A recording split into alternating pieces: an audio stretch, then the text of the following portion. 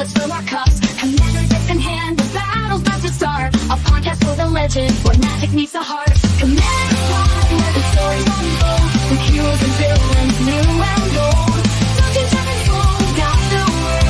In the world of EVA, we play. Hello everyone, welcome again to Commander's Pod. I'm your Podfather. I'm Sloan. Left. Sloan left? No, right. Oh, I'm Jeff. We're already starting. Yeah. Wow. Okay. So this is Commander's Pod. Today we're going to talk about, we've talked about before about how the bracket system needs to have a little bit more meat to it, needs to have a little bit more. They really don't seem to want to do that. Yeah. They want to simplify it, which I get. You want it as simple as possible. So we're going to talk about our thoughts on how to do that. Right. We are going to have a Tales from the Table and talk about the Secret Lairs a little bit because a couple things have come up about that. And so let's get into the Tales from the Table. So the first part, this is a couple weeks late because it happened the week prior to the week when Paxton and Jaden were on. Right. So I wasn't on to talk about this. But I do have... The good days. The days of light, some have called it. Yeah. People have written in and told me that there should be a name for that time period. And I think the time of light is what is currently winning in the survey. Sure. The time of blessing was close behind. I don't think you've ever read an email from our listeners. He hasn't. That's how you know he's lying. Yeah. I think he wrote himself an email. I've read an email from when you guys give it to me to read. I think I've read it. Jeff wrote him an email. I've never read it in and of my own self, but when you guys are like, you should read this email, we're going to talk about it. I've read it. That's true. Yeah. But anyway, but I wanted to talk about, we have a game at work with some of the guys from work that we've gotten into playing. A bunch of guys, There's like enough for 2 pods. We've had 11, I think, is the highest number. Yeah, 11 or 12, I think, is the highest we've had one night. Yep, that was pretty good. That's a good culture. That's awesome. Yeah. But one guy in particular, Mike L., he always downplays how good he is, right?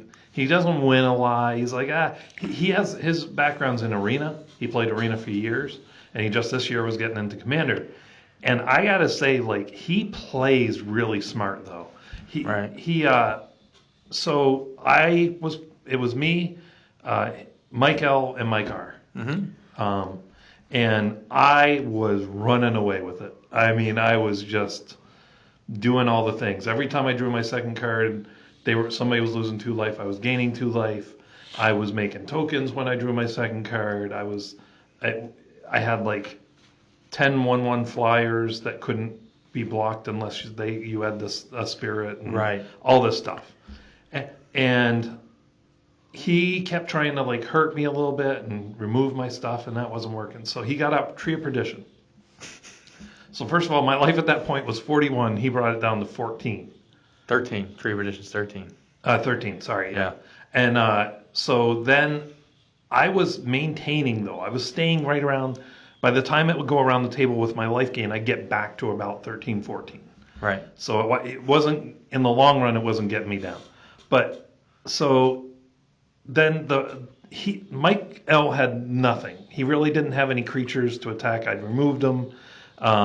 He's got a lot of people that care about him. No, yes, that's true. I mean, I think you're being a little hyperbolic. It's frankly rude. But go ahead. All right, so... Mike R had a bunch of creatures, but still not enough to get through my wall of stuff. Right. So, Mike R is trying to attack me for as much as he can. Maybe do a few damage. Mike L's more trying to do removal and stuff like that and keep that stuff going. And finally, he's just like, all right. And so he taps Tree of Perdition. I had gotten Mike R down to 18. I think he was at 17 or 16. And so he tapped Tree of Perdition again, gave Mike R 41 life to help him beat me down, which was really smart. Right. It bought them another couple rounds. And in the meantime, it went all the way almost around. And on Mike R's turn, Mike L again cast removal on my commander. Well, now my life gain's gone. Right. So it definitely did hurt me. I got down to like 6 life. Yeah. I did still win, but he was doing everything he could at just the right moments to try and the problem was Mike R was not able to get up over the hump. He couldn't get the right Right. cards to get through. So what we're learning is that his deck was able to take on 2 people at once, but completely fair. It's a bracket 3. Right. It is, but yeah, I just got all the best cards.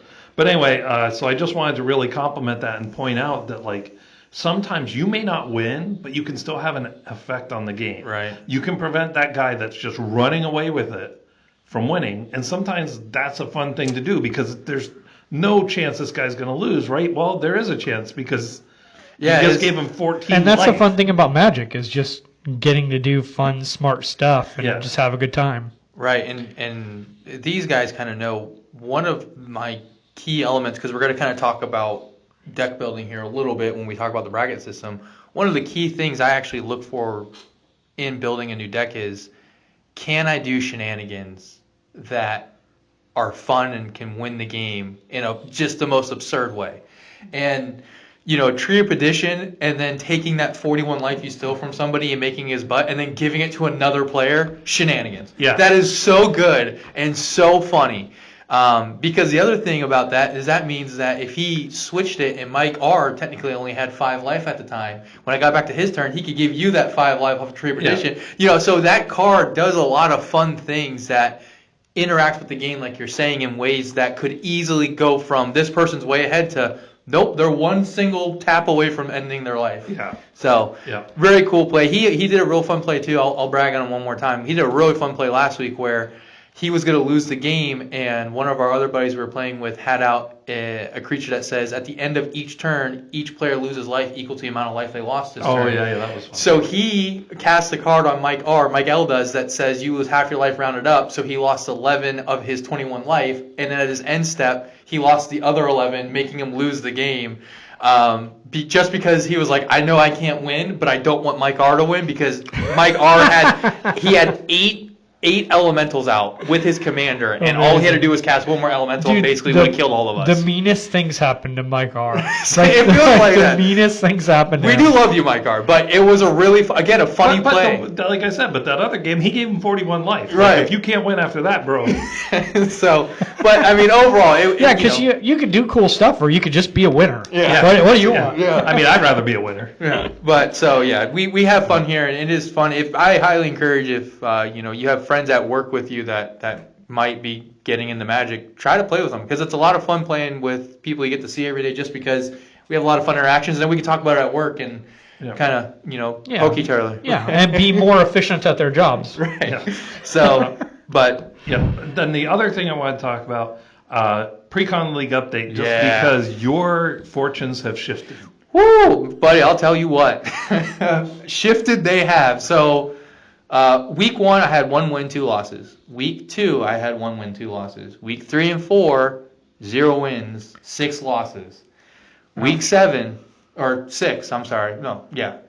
5. 5, I'm sorry. Yep. You were at Math's 4, hard. so the Yeah. next one 5. 5, 3-0, baby. Nice. Swept them. And not only did I sweep them, I beat the 3 top players in one game. I took all of Nice. them out, meaning I gained on all of them 1 point because they couldn't win. So where are you at? So They don't tell us. They don't tell us, but Mike R, who we work with, is kind of keeping track on his own. With the wins I had last week, I'm within 1 to 2 wins of him, and he was the top dog. Ooh, let's So go. that means I could be pushing for the top. So I'm very excited. But the bad news is your wins somehow meant I didn't win. That's I got no wins, which I didn't haven't play had you that once all though, league. right? Yeah, So it wasn't my fault. I Yeah, don't but know why what are that you stealing his luck? Yeah. I mean, Wow. Duncan Wow. has Wow. enough luck with Dude. opening collector's packs and everything else that he Well, does. if you buy enough of them, you will eventually Listen. open good cards. Listen, any good gambler will say that's never the case. Yes. It's just because they're good. I think you instead of good, replace it with degenerate. Listen, tomato, potato. Yeah. Same thing. Yeah. But league so- league was cool. Big swing in the standings from what we think. And obviously, they're not telling us the official scores. But I made a pretty big push with that 3-0 win last week, which was very helpful for me. Yeah, but as soon as you miss a week, you're going to be in big trouble. which is unfortunate because I do have a planned little vacation with the wife coming up here. Because in 2 ultimately, weeks. those games are really like They you have reset, to be at every one. Yeah, you have to be every week, or you won't probably win. Yeah, so I mean, but if you do win, that means you were better than the best. You know what I mean? Like, Yeah. You So- missed a week and still won, which could happen. But yeah, league's still good, having fun overall, and had a good week. I think Mike also went 1 win this week only, so he only gained 1, and some of the other top guys only gained 1 win. So I made a pretty big push, which is fun. So we'll move on to Secret Lair just real quick. The biggest thing is Dungeons and Dragons still has not shipped that Secret Yeah, Lair. not a good look. The ones that have come after it, Honestly, all have shipped. who cares? I do. It's eventually coming. Just I care because you have enough cards.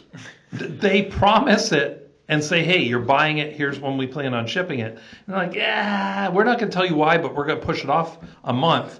And then that month the date they said comes and goes, and they still haven't shipped it and said anything. I mean, look, just make the system to purchase good, and if you're sometimes late on your cards, I won't care. My thing is just Duncan will. just be fully honest.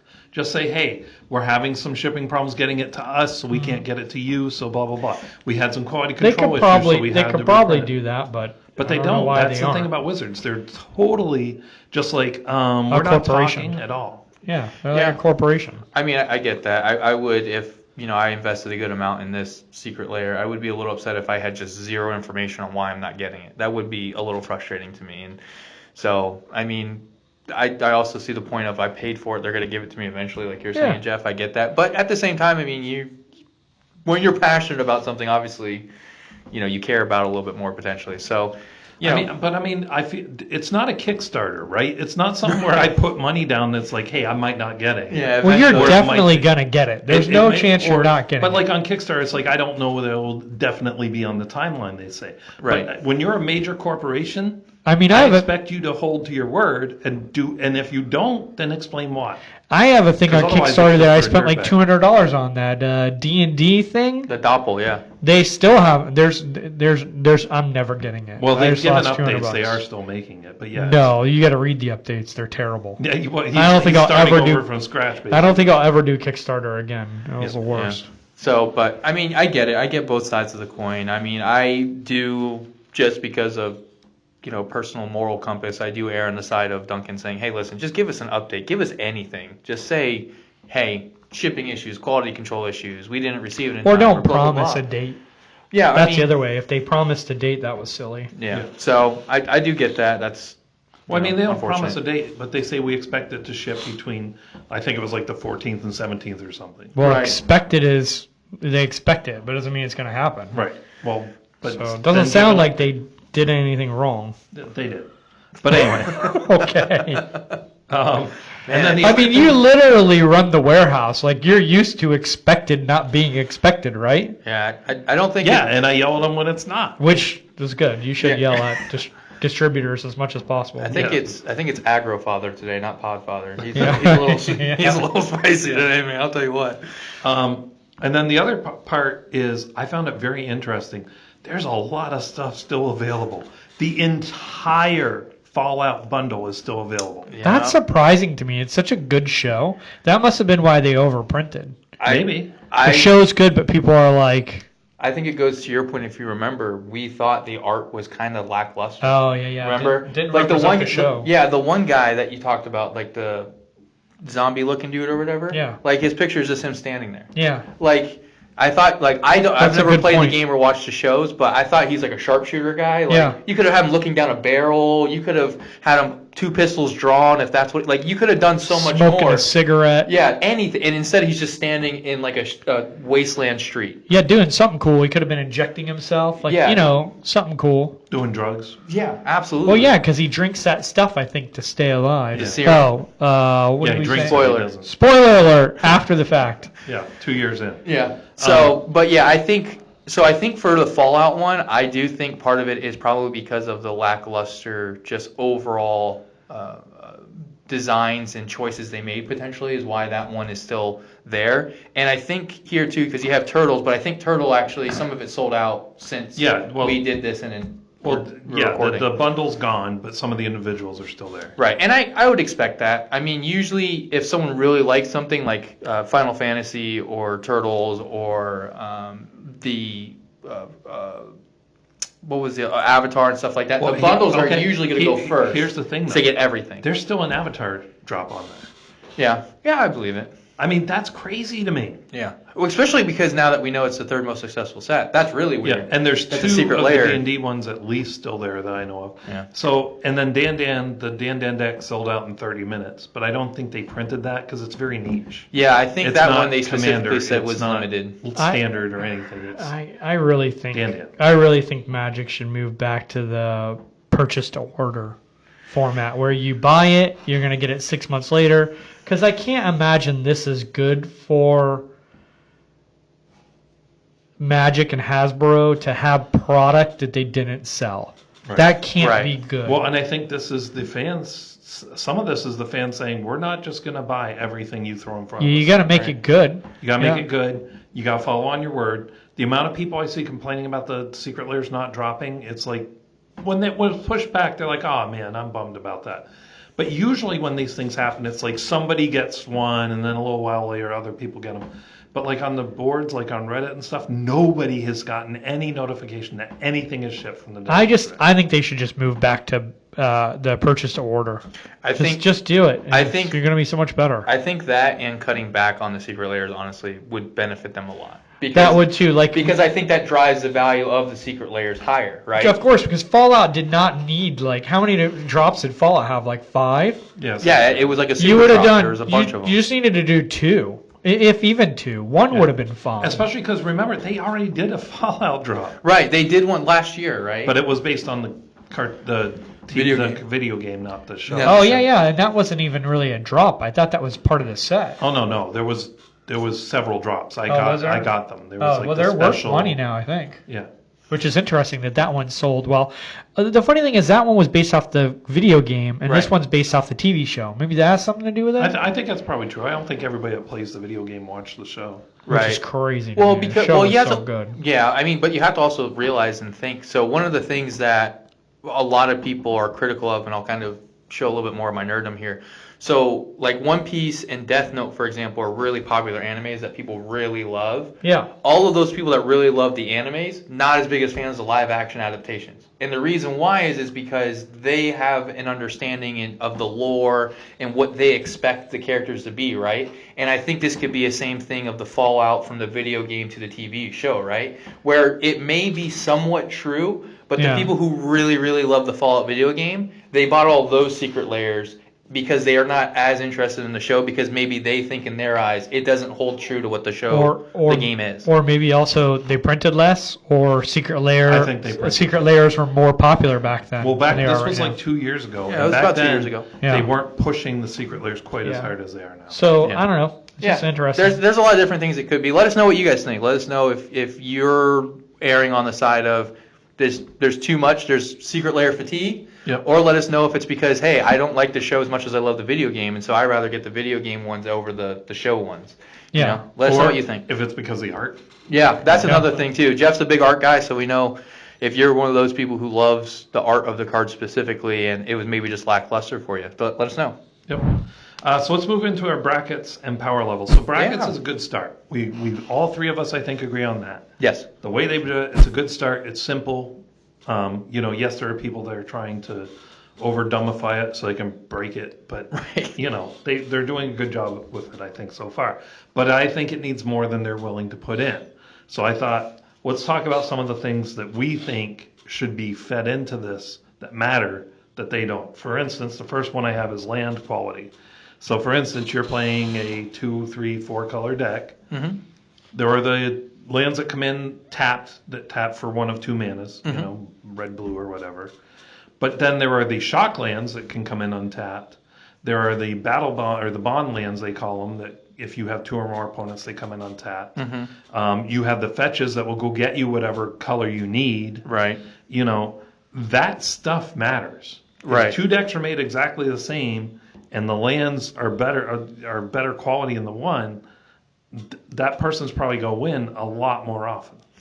Yeah, so I would agree because my big thing is, and I'll use Prosper because it's my CEDH deck, or as close to a CEDH deck basically I've been putting together over the last couple of years. One of the things I always pointed out with him is, one, if I had the more expensive, better land base, it would be a lot quicker than it is now. And it's already pretty quick, but it would be quicker because most of it is, it's either basic lands or lands that I can make come in untapped. And I don't have all of them. Like I don't have the red-black one, the beta one. What's it called? Not Volcanic Island. Oh, the red-black one. Badlands? Is that it? I think that's it. Yeah, I think it's Badlands. So I don't own one of those, so I didn't put it in there because this deck is all real cards of mine that I own. So like I don't have one of those in there. I don't have some of the other ones. I think I have one of the shocks, but some of those ones that come in untapped and you can make it come in untapped, I don't have a lot of those. And so in my mind, I think that is true. Not all lands are created equal. And also, so Jeff, what do you think about lands and Well, palaces? it's not even just coming untapped. I think that's what you were going to say because we've talked about this for a second. It's even the triomes, even the surveil lands, even some of those lands are powerful, or the MDFCs, like the ability to have a land that can come in untapped or be a fairly good spell. Or things like Ancient Tomb. Right. Like, that's a bonkers card. Yeah, I would say the ones too that Gemstone are Cavern. two-sided lands, where it comes in, it's on one side it's green or one side it's blue. Even that is better than a basic. Oh yeah, those because, are fantastic. because I you love get to those. choose at that moment. I think hey, they're okay. I need this, but I would argue that is still better than a basic. It's And better some of than a basic, but I would put a filter land in before that. Really? So- Oh, not me. Yeah. Oh, I prefer these, but you know me, I prefer. As few specifically named lands over basics. Yeah. Yeah, but Which I lands guess. do matter. I will say at the outset, though, I would be more in the line of not making the brackets more complex. I think it's a cool endeavor to talk about it, but I would say the system's already somewhat complex. But it's already a problem where 2 bracket 3s are not even. Yeah, so? But it's hard to tell that. This until is you a get casual game. I think what happens is people get, as you start building up, you go into like, what's it called when you're an arms race, right? Yeah. So it's getting bigger, and then you get more and more competitive, and then you lose sight of the fact that we're playing a casual game. If your 3 is better than my 3, first of all, that doesn't mean you're going to win. Because there's 100 cards, right? Unless you've built a ton of tutors into your deck and done a whole bunch of stuff like that. Well, that's the thing, though. All these things we're going to talk about, I think, add up. But the tutors are addressed in the current bracket system. Right. I don't have tutors on this. No, I know, but I would say, this is a cool thing to talk about. I would be more in line with not adding this, although I like the discussion. Yeah, the only thing I would say, if just on that topic before we get into the rest of it, is I do think that bracket 4 needs modifications. That's the only bracket I think that needs any kind of tweaks. Yeah, but that's the sort of modifications we've talked about before, where it's really because it's not any different than bracket 5, right?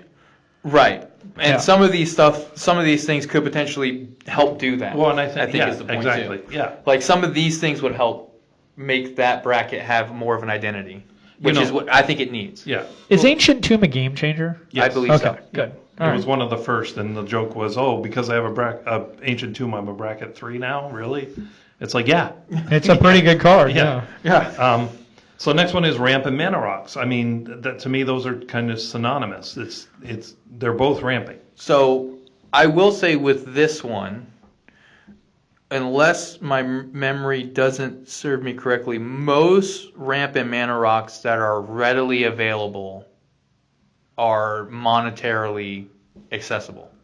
The only ones that I've seen that are on the game changer list are the ones that are more expensive they're monetarily, like the 0 drops that are $50 to $80 per mana rock. Or 300-400. Or 300 or 400, RIP Mana Crypt. But I mean, Mox Diamond. Bring it back. Bring it Mox back. Diamond's $500. Right, but yeah, so my point is, so in this case, yes, the Mana Rocks aren't made equal. But with that being said, the ones that aren't made equal, from my understanding, most of those are game changers, right? Well, the wild so thing it is- sets those apart. Soul Ring isn't even a game changer, is it? No, Wild. That's so ridiculous. it shouldn't be. It shouldn't. It's one of the most powerful cards in the game. And it literally comes in every single pre-con. That's not what the game changers list is about. It's not about availability or price. See, now here's about where we differ. power. I would argue that price does come into factor when they're talking about game changers. Well, I don't think No, Dave not on said all, that. but on definitely on some. I guarantee you that some of the choices for the game changers had to do with the power of the card, but also availability and accessibility to the card. If you're playing a game with 2 even 3s and someone starts with a Soul Ring, the game is very different. How is that not Right, game but by changing? the same token, if it comes in on turn 5, does it really affect anything? Yeah, because you paid 1 to get 2. That's still really good. Yeah, but you might have missed a land drop too, and it evens out with the guy who did. But that's a what if. Soul Ring is still a great card. There's Right, not but a you're time I'm not you. saying it's not. But It's your a game scenario changer. is also what if. If it comes in turn 5, nobody goes, whoa. If it comes in turn 1, it does. It's a conditional game changer. I think it. And if you Well then, how is that? Then why are any of the other mana rocks on the game changers list? Because Because also true when they come in on turn 5. no, because because the other if they ones- cost 0, you could drop 2 or 3. You could, you know, what I mean, if they cost 0, They net you 1. Soul Ring nets you 1. How's it any different? But you because can have those 2 or 3 also of them. you can get multiple of them out in the same on turn 1. Soul Ring you can only get one, maybe a second one out. Yeah, If but you a have lot one of game times it signet. helps you get another Right, so you can get signet 2. or something. But if out. you have 4 0 costs and the land, and all of them tap for any color you want to, you have 5 mana right there with spending 0 mana to do so. And Soul Ring, yes, when it drops turn 1, you're very nervous about it. The further it gets from turn 1, your butt unclutches a little bit if they and drop it. other than like combo decks, I think the same thing is true for the 0 drops. No, I disagree. No, because no Because matter I what have you seen do with games the where 0 somebody drop, plays, even turn 2, they play Soul Ring, Arcane Signet, Mox Diamond. Dude, Soul Ring turn 2 is still busted. Yeah, but again, the further you get from turn 1, the less busted it feels. Well, I guess we'll just disagree because I Yeah. think I don't understand how it's not a game changer. and It's my not a argument, game changer because it's almost, and this is one of the people's arguments why it should be a game changer because they don't like this term. It's almost an auto include. Yeah, it is. It's an auto include because it's a game changer. No, but there aren't any other game changers. Think of the list of game changers that you know. I know you don't know the whole list. Think of one of them that's an auto include. Teferi's Protection. No, not an auto include. you can't Ristic because Study. you can't put No, it in 4 not colors. an auto Cyclonic include. Rift. You can't In put that fact, in 4 colors. You when can't it put that in went- 4 colors. No, it's an auto include when you have those colors, and then I'll just name every colorless card in the game changers list, which is probably pretty close to an auto include. No, but they're not. I don't. look. In the last 7 decks I've built that have white in it, I have not put Teferi's Protection in. I mean, my and I will stand on this until like somebody last from the week. Commanders, I will stand on this until someone tells me otherwise from the Commanders Committee specifically. I think they can't do it because it's a 50-cent card. Everybody can get it. They literally give them to you for free in every pre-con. And if you go to any shop and ask for a basic Soul Ring, I guarantee you they will throw 10 at you and say, don't ask me for another one for at least these 10. Because they are so easy to get your hands on. Part of the reason why the Mox Opal and those Moxes that are 0 drops and come in, they are more difficult to get your hands on. And because the game is casual people, for the most part, probably can't afford to spend $70, $200, $500 on one card. You know what they can afford to spend? 50 cents. Sure. And I think that's why, because using your kind of ideology of this is a casual game, casual players can get their hands on Soul Ring. I or also Arcane want you to think Signets. about this, Jeff. They If just you can't. call Soul Ring a game changer, Yeah. that means any deck that has Soul Ring in it with no other game changers is a tier 3. Yeah. I'm quite aware, and it should be. No, it shouldn't. I think it should. I think anything above Soul Ring 1 gets should have it in. significantly worse the weaker your deck gets. When you're 2 tier 3s, you have lots of ways to catch up. When you're a tier 1 and someone plays a Soul Ring and you don't have one, holy crap. Tier 1's the only tier I would say it should not go. Tier 2 even, well, but then now we're making it even more complex, but tier 2 even, it's a big difference. But my point is, who can't get a Soul Ring for 50 cents? They can, but you have 100 cards. How are you running into it? Right, but your argument And it is the changes same the exact game. thing, but the other way. What? You have 100 cards. How many times are you going to turn one Soul Ring? if you play 5 games in a row. But I'm not making the argument that it has to be played on Tour 1. You are. No, I'm saying that whenever you play Soul Ring, it's a great card. You're never sitting with Soul Ring in your hand going, I wish I had a different card. You're like, nah, this is good. I mean, you do if you only have one card in your hand. You have 15 mana to spend. Vampiric Tutor, maybe. Vampiric Tutor is on the Game Changers list. Yeah.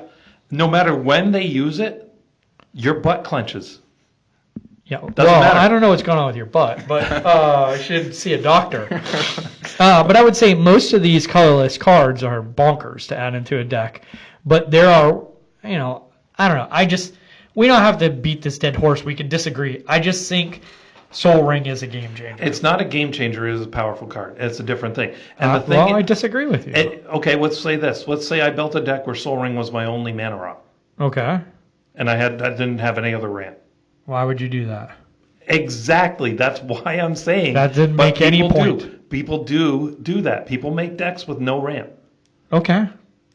Depending on what deck you make, I don't know how well you could survive in Commander like that. But that's my point. Doing things like this and making That's not these a good things point. count. No, it is a good point. Why? Because counting these things like mana rocks and ramp in a deck, if somebody only has Soul Ring, it's no longer a powerful card. So are you saying Ancient Tomb is less powerful than Soul Ring? No, it's better. You're saying it's more powerful than Soul Ring, even though every time you tap it, it deals you damage. Yeah, but it costs you because 0. it's harder to get rid of.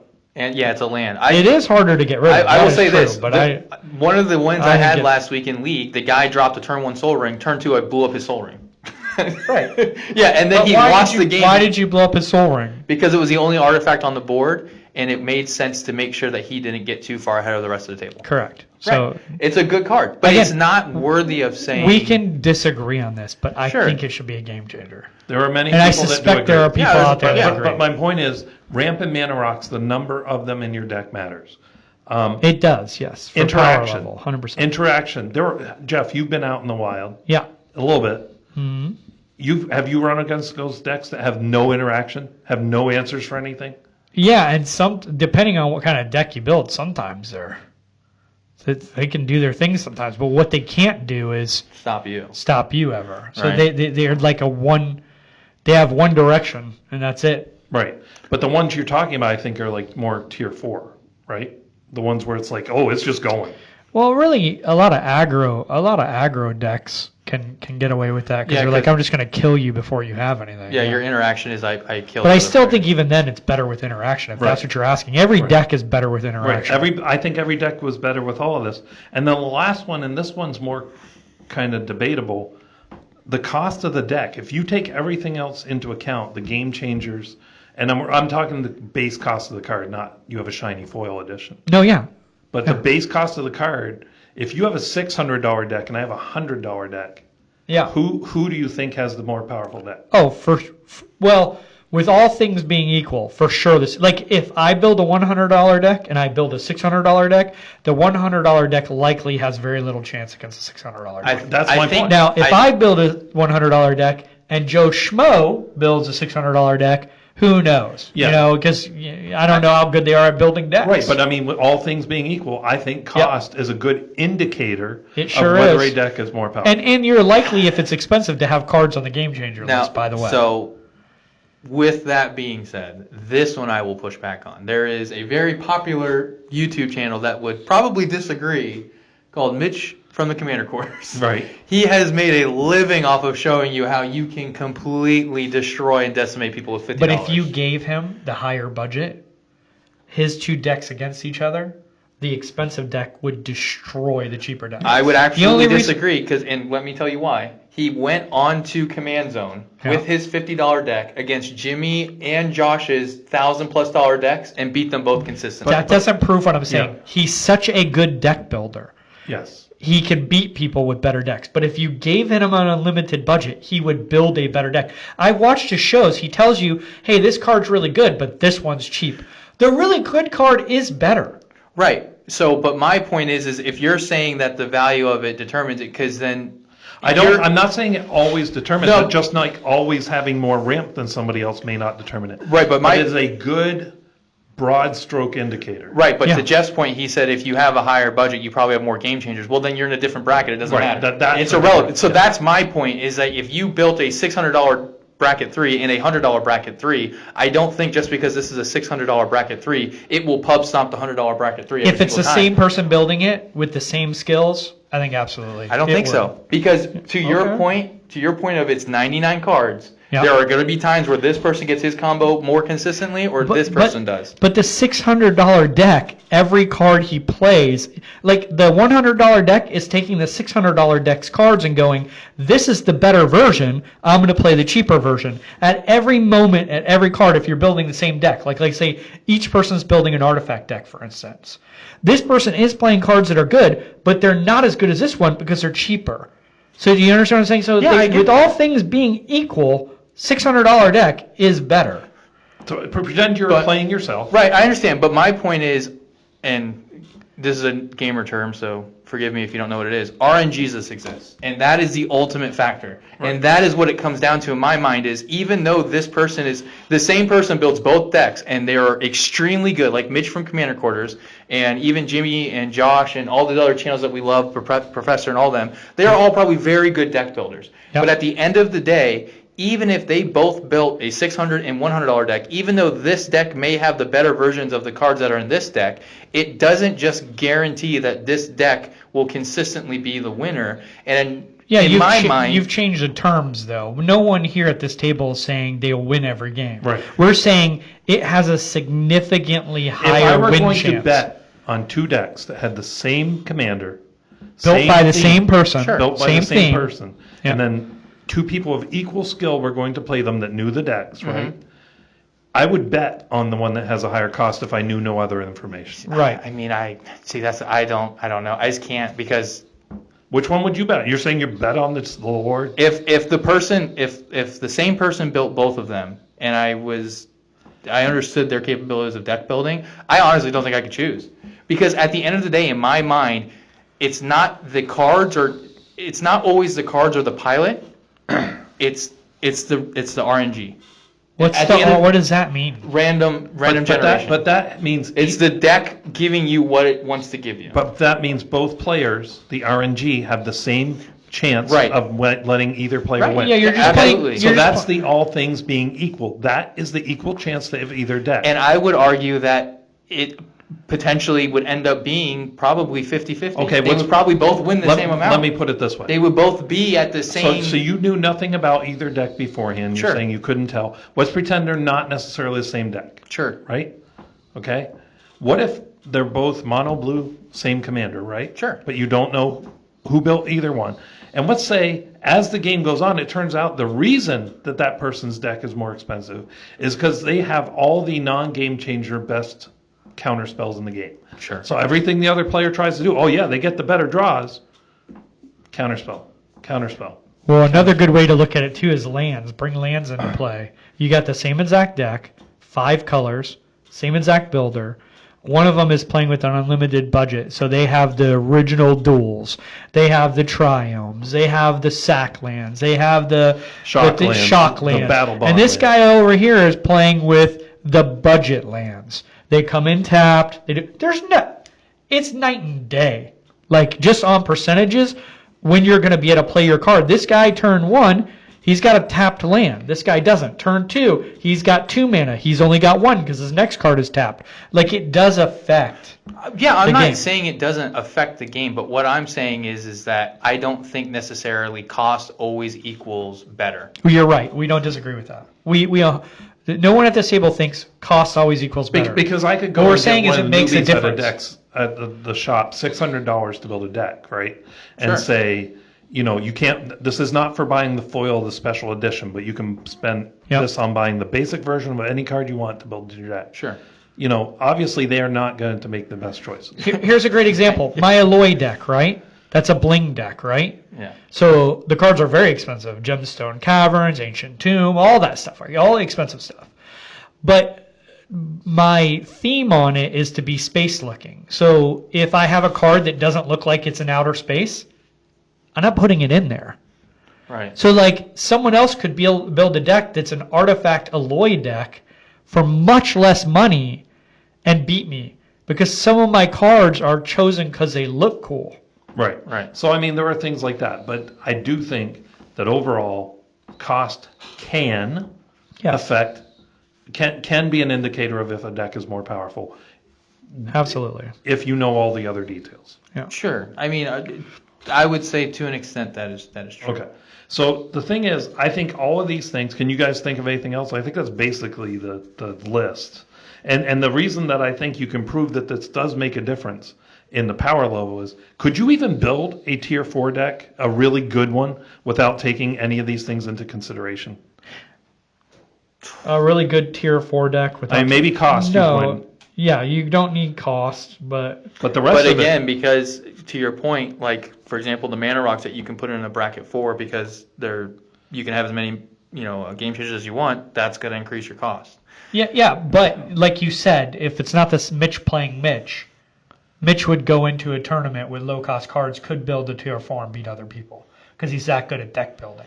Right. So you but could take do- cost out of but it even- because you may not use that as how Right. you build a deck, but it may end up But being even all of his decks still have appropriate amount of interaction, appropriate amount of ramp and mana rocks, and appropriate amount of land quality for what he's trying to do. Correct. Like they still Yeah, do I that. agree. Right. So we're agreeing. Yeah, I mean, I would. The only thing I don't think we need. need is cost. I would have to say that if you try to build a bracket 4 and you're missing the 3 that we just said, land quality, ramp / mana rocks, and interaction, your well, bracket actually, there is another one that I did forget. Card advantage.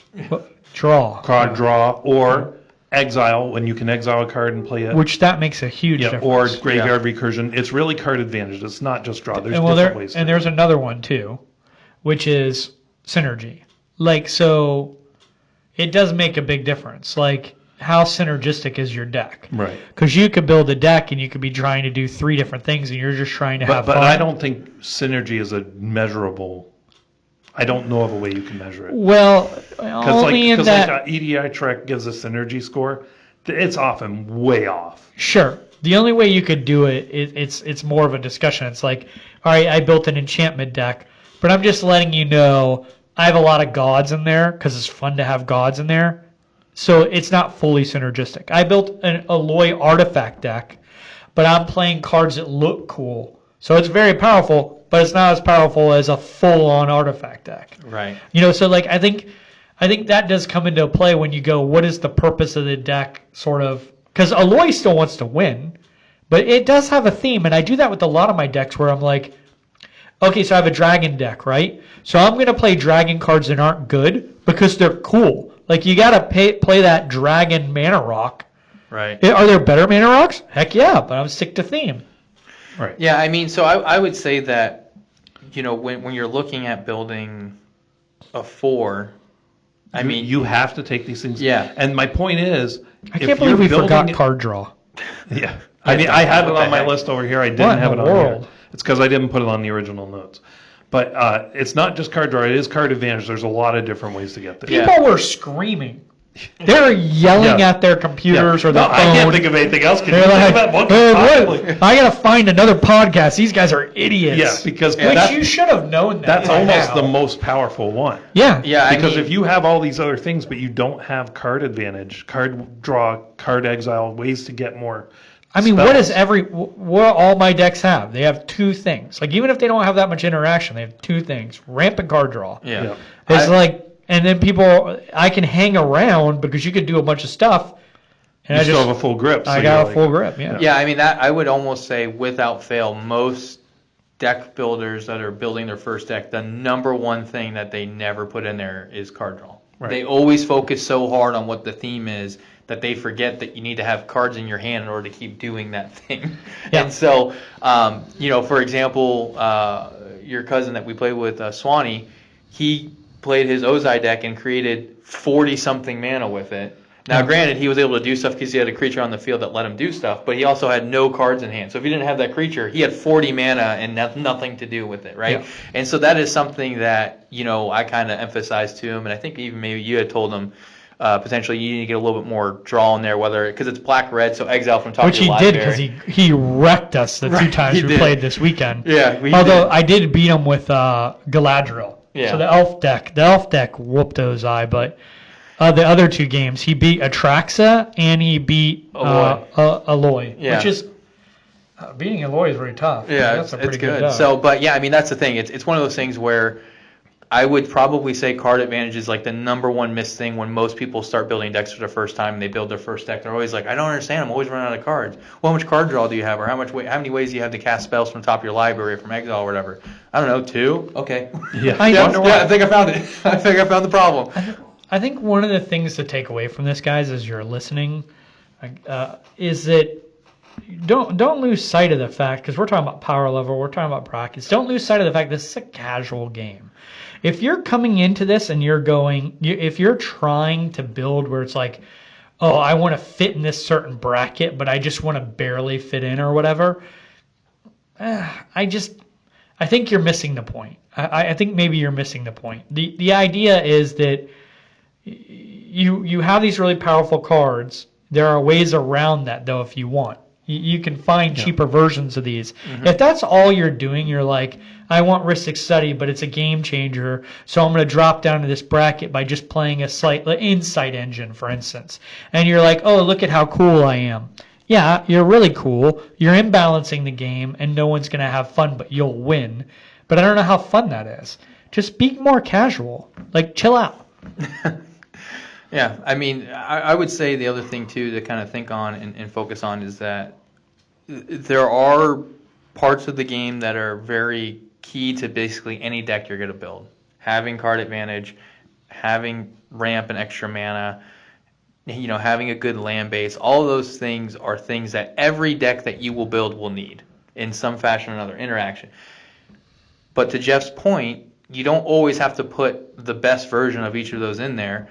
It is sometimes fun to build a dinosaur deck and make sure all the cards have dinosaurs on them. Heck it is sometimes fun to build a deck that all of the cards are 3 CMC or less. Or, any kind of thing that you do that, allows you to remember to be able to play with your friends and still have a good time while doing it. Because nothing feels worse than trying to build a deck to play with your friends and it performs so poorly that you just hate yourself the entire time. So you can still build a good deck and have fun and have a deck that still functions and is synergetic, and keeps to the core of how your deck needs to be built without just completely pub stomping left and right. And you can also just fit stuff in that's fun. Like I have my Dragon deck. There's a card, one of the Sarkon Planeswalkers.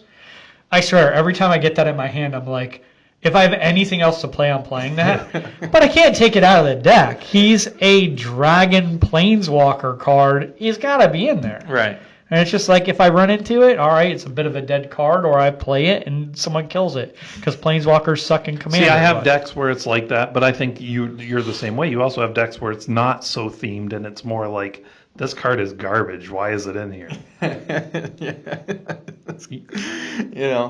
Not all your decks are super themed like others. Dragon is.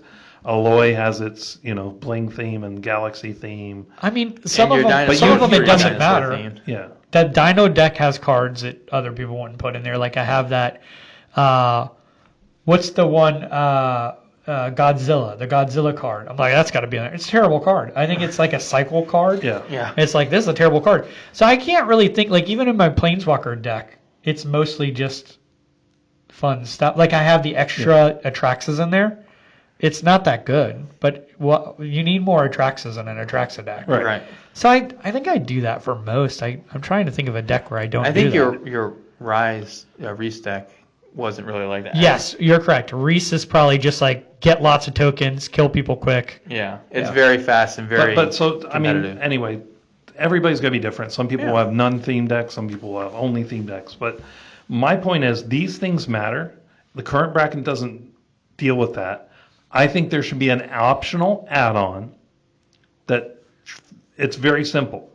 Each one of these things is a card in your deck, right? You have X mana rocks, you have X, and I'm sure, Jeff, do you remember the numbers that you were using when you started building? You had a set number, you were like, I need Yeah, I think it's like 10 ramp, 10 card draw, it's like 5 board wipes. At the time, I think it was like 5 single target interaction. Yeah. I mean, it's probably changed now. I think interaction has gone up. Board wipes are annoying, but they're probably still 5 is the right amount, which is a Yeah. lot. Right. And I think the board wipe change has changed too, because I think before it was mainly creature focused board wipes. I think Yeah. now you got to add in enchantments. Now we just and reset artifacts. the game. Yeah, every you turn. got to Wild. you got to get rid of 4 everything. times around, we reset the turn. Yeah. What are you guys playing? Magic at 85? Well, we started when we were 42. We're all playing board wipe tribal. Yeah. Board wipe travel. Yeah, every card's a board I've wipe. been playing this game if for you- 47 so years. here's my what I want to put forward. If you took all those cards, right, that fell in these categories and gave them a value of 0.03 on top of the bracket number. So if you were bracket 3 and for every card you had, 0.03 is arbitrary, but I'm just picking a number that I think would give you. So you had in your list you just gave 20 or 30 cards that you should have had in your deck. Well, that would give you a 0.9 because that's a very optimized 3. You did the rules. Somebody else that didn't do any of that stuff, it's a 3.0 or it's a 3.10 and it just gives a little bit. Yeah, you're both 3, but that may still be a pretty significant power difference. But help me understand why the person's building a 3 without mana rocks or interaction. They do. Be better. Just I don't understand. do that. And some people don't Listen to our show. Some people don't like fast Tell your mana. friends. Some What? people don't like fast mana. Yeah? Well, I'm not telling you to play fast mana. Don't play... fast mana is 0 and 1. Play 2s and 3s. You'll do even fine. 2s Matter of are fact, some of the fast 3s are baller because they do other things, Right. which is pretty cool. Commander Sphere. But Yeah. I'm saying that there That's not one there of are the best definitely 3s, but people. yes, it does do other Well, things. attach for any color, and then you can sacrifice it at instant speed to draw a card. Which is, it's Instead of okay. having to tap and sack it like Mind Stone. True. It's true. And you have to pay 1 for Mind Stone. Yeah. But there are definitely decks that play no interaction. Like you said, yes, some decks it's like they don't need it because they're just going. Yeah, but most straight decks up. do, right? Most decks need it, and it's a way. How well did you build your deck? It's a way to. It makes a difference, and I think it should be quantified. And It's something that in a simple deck building system can be easily figured out. I think it's dollar amount. I cannot think about this differently than dollar amount. Because you go, okay, I'm playing ramp, right? Was your ramp under $2 or over $2? If it was over $2, it's probably pretty freaking good. Yeah. Interaction?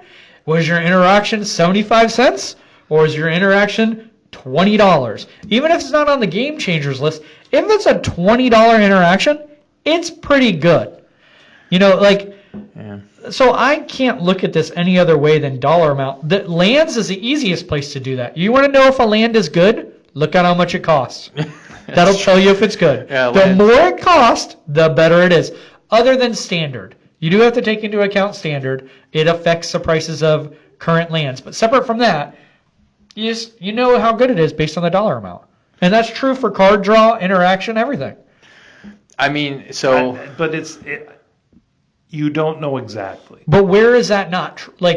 You would have to hunt pretty hard to find where that's not true. But somebody could have a more expensive deck and have missed one of these categories, but they went really hard into one of the others. Well, I get it, but then I think I would just be like, you're so what you're saying is at the end of the day, if you have a bad deck builder, none of this matters.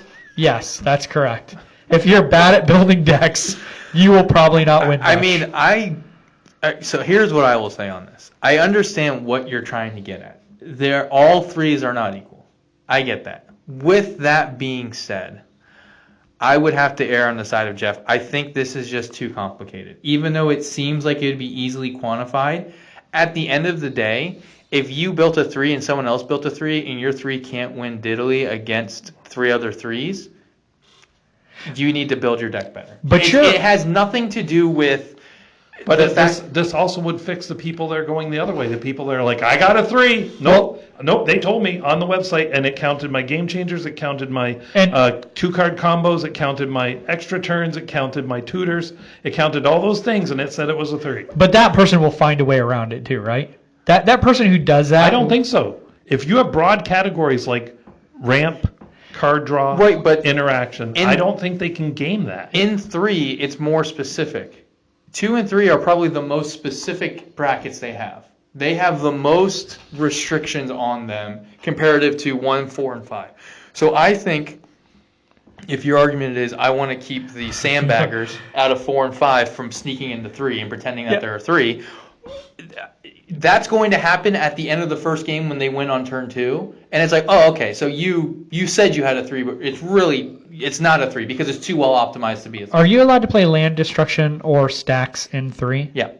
Both? Mm-hmm. You can Unlimited? play land destruction in almost any. It's mass land denial that is. Yeah. Okay, so I could go, okay, well, I'm not going to ramp. I'm just going to deny. Right. Yeah. Which is the same thing as ramp. Right. So, like, you could find a way around rules. Right, But I right. would say, Duncan, you're probably smarter than 60 to 70, maybe even more % of players. Oh, they're going to say people. It might be 80%. No. 60 to 70 people. At least 60 to 70 people. Smarter meaning more educated about the game than the vast majority of people. So if you built a system and said, hey, this is available, people would probably use it. Build it, and they will come. It's true. They said Right. that in that sports ball movie. Yeah. But How is it about basketball, right? It's something like that. Yeah, after they shoot the touchdown. Yeah. Yeah. And Michael Jordan saves the Looney Tunes, I think. Well, Yeah. I was talking to a family member who I said some guys here from the company went to an awards thing and they got to take a picture with Emmitt Smith, and he was like, "Who's Emmitt Smith?" And I was just like, "Oh my gosh, That's for real?" crazy. I didn't. I'm very mad right now. Don't even talk That's to me. true. Oh, you're gonna get to see the picture. Oh, can I? Yes, yeah. Oh, The 2 people will show it to yeah, yeah. Thanks. You're welcome. I'm very mad right now. I would say my overall feelings of what you're saying is I get where it's coming from. I think it is something that would potentially be helpful, but I think it's more than what bracket 3 should be. If you want to add any restrictions to the bracket system right now, they need to go to 4 in my opinion. That's it. But also let me point out, it also helps you lead people on how to build better decks. Well, just do that. Yeah, I mean, Just lead people to build better. Like if you're playing with somebody and you're like, dude, you've had no card draw this entire game, and they're like, well, yeah, I don't really think I need it because I play out on curve or like, well, it's tempo, and you're like, okay, well, that's really cool. How many games have you won? Yeah. They're like, none. All right, let me help you. Yeah, but they're usually like, it's just because everybody's more experienced than me. Yeah. I mean, that may be true. But because just help them. what I have found, there are some people who are newbies who will not listen. Just won't. Just will not. Yeah. You're like, I had a situation in the league where I was like, hey, just so you know, if right now you have 2 creatures and one of them's really big, it's a 9/9 or something like that, 10/10. Yeah. I'm like, all of us have things that can kill it. Okay. Looks around and I'm like, I can tell that they're confused. So I say, this player right here, yes, they have 0 power. His commander lets them deal damage equal to their toughness. Oh, okay. I'm going to attack that player. And then when it dies, they're like, wait, what? Okay, well, I can't fix that. I don't know. There's not a bracket. So I'm for, saying. Well, there is a bracket in the DSM, in the Diagnostic Statistic Manual. There's probably a bracket for that. We won't talk about it because it maybe is mean. But I'll let you guys out there decide for yourself. But a bracket's not going to help that. But it's my like point is, a in bracket will help that because clinical they're gonna, variety. when they go to put their deck in, why am I only a 3.0 and you're a 3.5? Well, it can tell you. The reason why is you have 0 ramp, So, you have 0 I think this, what we're but- saying is we don't need any of this. What we need is the bracket takes into account SAT score. I think We need an intelligence test before we play. before we start. I think what you're missing though, Duncan, is that most deck building websites will give you recommendations like, hey, you should probably do this, because they can do that algorithm immediately without needing to add this to the bracket system. Almost every deck building website I've ever gone to, from Archidect to Moxfield to Scribe, all of them will always say, hey, here's recommendations on how to make your deck more optimized. Here's things that we think you need to add. They will always That's give literally a part of EDH Rec for every commander deck that Right. comes out. They're So- like, take these cards out, put these cards in. Right, and- Do what we say, dummy. So what you're trying to add to the bracket system is already built into deck building websites. And it doesn't From my need to be- experience, it doesn't focus on these things specifically. It looks like at an aggregate of the decks that have your commander and what cards don't you have in it. No, it looks at an aggregate of what cards people put in those decks. That's what I just said. Slightly different than what you said, because what they're saying is that if you assume most people don't play interaction, then you're right. But I've spent a lot of time on EDH Rec. There's a lot of interaction, a lot of mana. No, and I'm a lot not of saying card I draw won't in recommend those. interaction. Yeah, but I'm it saying does. if you hit all the points, it's only looking at card versus card, not at specific metrics. So Correct. it doesn't really teach somebody how to build a deck. No, that's 100%. You could go through EDH Rec. You could add all the cards in. You could add up. You could get 100 cards, and you'd be missing stuff because you should not pick 1 through 30. Maybe you should pick 1 through 10, and then skip 12 and skip 15 and add in some other stuff. Well, not just that, but I'm saying on this website he's talking about where it's looking at those decks and saying, well, your deck doesn't have this, your deck So I doesn't. suggest this, right? Yeah, it's not saying you don't have enough ramp. Why don't Correct. you do this? And Yes, this you're right. system could lead them that direction. Yeah. You could have a sliding scale. I want to be a 3.5. I want to be right in But the you middle. can also just say have 10 of this in general. Have 10 of that in general. Wouldn't Yeah, I mean, that also that's fix the it? other thing. There's a lot of videos that say, here's approximately what each deck should have. And I think that's just a good, like Jeff's saying, I think that's a good platform. I think that's more helpful than creating this sliding scale, because then it goes like, okay, well, now I'm not really a 3.1, I'm a 3.15. How do you measure that? Well, Then I let me go from point a out- 3.15 Let me point to out this. I have never, 3.175. ever used those rules. That's why I don't know what the... I'm aware, and we've had big discussions even on amount of lands. Right. Like, Right. I get it. There's disagreement. And I mean, and I'm not- But so I'm saying I think they're too generalistic. I think every deck is different based on its mechanics and what you're trying to do. You're not wrong, and it's based on Right. the commander too, because you're like, my commander draws cards and makes mana. And to Okay, me- so I to- need to a little me- less of that. I think that saying just add this, this, and this is too easy, and it still doesn't teach you how your deck works together. Some people figure that out easily, and some people have it harder. But if you have this thing that's like, hey, you're way over here and everybody else is way over there, I just think. I still anyway, just think it's a rule of thumb. You're not wrong, but yeah. I mean, at the end of the day, if that person keeps getting pub stomped and someone reaches out and says, hey, do you want me to look at your deck and see how I can help you? And they're like, nope, I'm not going to take any of your recommendations. Like Jeff said, that's a different bracket that they're in. you move them over here. You're gonna this question will have 100. This test will have 100 questions that you can fail, and when you do, we'll ask you to leave the shop. Honestly, if there was an intelligence test before you entered a card shop, that'd make all the games better. Oh my gosh, that'd be hilarious. Or be funny. a personality test that like dealt with pride. How prideful are you? And then they're like, "Oh, sorry, you can't enter." IQ Like- TCGs. Yeah. IQ Yeah. TCG. That's the name of the card shop. IQ TCG. Yeah.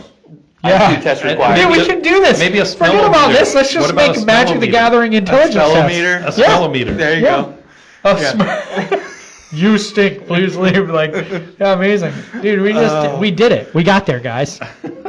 We made it. If you want us to work on this, let us know because we can do it. Personality, IQ tests, smell tests we can sell this to every shop. we might be able to retire. And then you end off up this. with it's like nobody's there. No, 'cause you- somebody no, filled 'cause you give one them of this every No, category. because you give them a report and you say, here's the things you need to correct. Yeah. Have more lands in your deck. Wear deodorant. Like, you know, like things that'll help you. So I have a questionnaire after they load their deck. Yeah. Like, Go through desanitation. So they have no card draw. You don't just say add this stuff. You say why. And you just be subtle. What brand of deodorant Who do you who use? hurt you? Show me on this doll where they touched you, please. Like, what has happened to you in your life? By the way, the crystal deodorant is the same as no deodorant. So if they put the crystal, Is that a thing? yeah, it is. They rub crystals on themselves? No, go in any like convenience store, not convenience store, a grocery store or whatever, where they have the deodorant, the department stores. Yeah. There's one called Crystal. It is actually a crystal. No way. Yes way. Dude, you got it. Yes way. Bro, that who's ever using that better be wearing it on their shoulders and it just hangs in their armpits because that's the only way that even makes sense. It doesn't even and make it doesn't sense even then. make sense. Yeah, I know. I think they think it absorbs the odors. It absorbs something. I mean, if the crystal's made out of charcoal, there's a chance. They have a charcoal crystal. Do you ever see those gag gifts where they give you like charcoal to stick in your pants? Yeah. Yeah, No. that's what it is. Yeah. Oh, jeez. All right. Well, anyway, Well, that's that was our fun. discussion. Charcoal in your pants. This is a great way Yeah, to end and the we ended episode. up- Close it down, folks. Yep. Maybe that's why the butthole's clenching. Dude, you need to see a doctor. I really think like it's happening too much, man. Anyway, It's a sphincter muscle. I think it works on its own. Doesn't require manual effort. all right, Sloan, where can they find us? They can find. I don't know if they want to find us at this point, but if you guys want to go ahead and watch us, we're on youtube.com/@CommandersPod.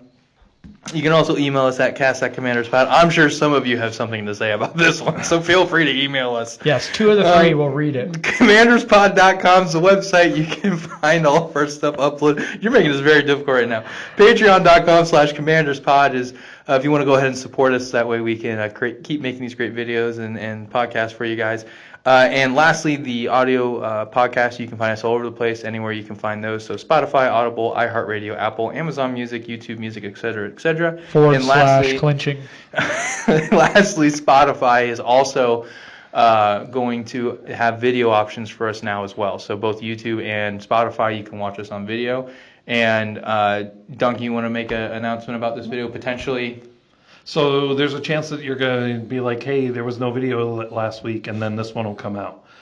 We have a new editor, but he lives a little far away. Tim's going to be doing our editing for us. He's been a long Let's go, Tim. But so it has to be uploaded, then downloaded, then edited, and he has a job in school, and he has to re-upload it. So Yeah, he has a life, and he would pass all the tests to get into the side of the store. Yeah. I'm told. Yeah. I'm to understand. So, if that happens, though, from that point, it will still come out every week after that, because then he'll have had 2 weeks on this, he'll have 2 weeks on the next one, yeah. etc. And this is also a casual podcast. So Yes. chill Yeah. out. It's a 3.14 bracket, I think. I don't know. That's generous. That's really generous. I mean, remember, by my system, that means we only have We're on the low side. We're 4 cards that have any kind of Interaction, draw. yeah, that works. Yeah. We don't have a lot of. Yeah, their ramp is lacking really for us. Yeah, that it has been our problem from the beginning, is the ramp. But anyway, as always, play bold, swing wide, don't forget to pay the one.